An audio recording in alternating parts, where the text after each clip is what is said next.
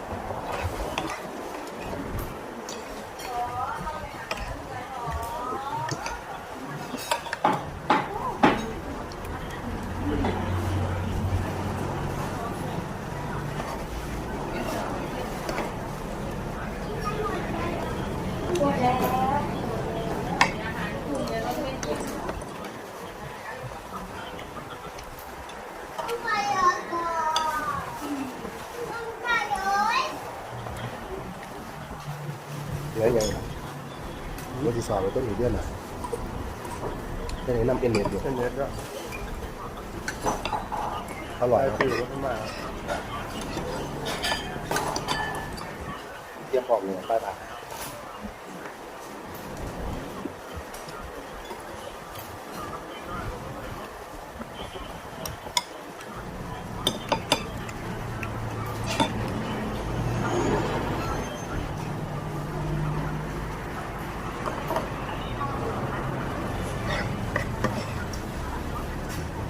ในติ๊กต็อก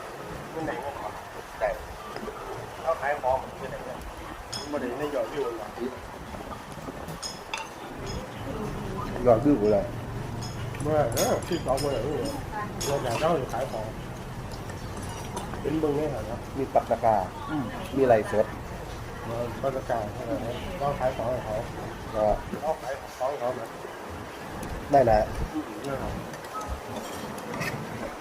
ผมถือแบรนด์ผมไปเอาวิดีโอนั้นแล้วกัน